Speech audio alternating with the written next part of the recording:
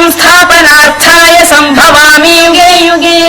శ్రీ శ్రీ శ్రీ ఆచార్య ప్రబోధానంద యోగీశ్వరులు వారికి జగద్గురు అయినటువంటి శ్రీకృష్ణ భగవంతునికి నమస్కరించుకుంటూ విభూతి యోగము అనే అధ్యాయములో 41, 42 శ్లోకముల గురించి తెలుసుకుందాం. యద్యద్విభూతి మత్సత్వం శ్రీమధూర్చితమేవ వా తత్తదేవాగచ్చత్వం మమ తేజోంస సంభవం. ఈ శ్లోకము పరమాత్మ గురించి తెలియచేశారు.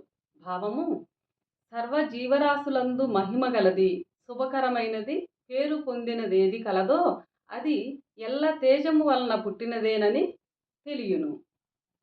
42వ శ్లోకము: అథవా బహునైతేన కిం జ్ఞాతేన తవార్జున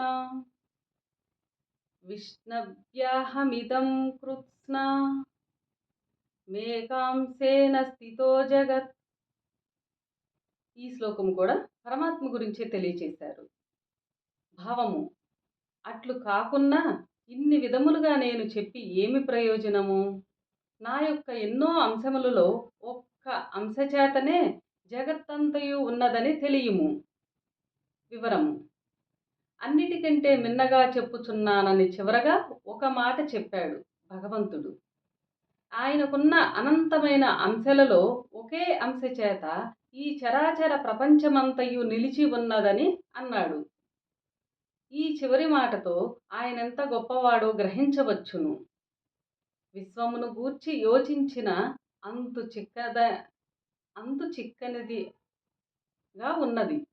విశ్వమును గురించి ఎంత యోచించినా అంతు చిక్కనిదిగా ఉన్నదని ఇక్కడ చెప్తున్నారు.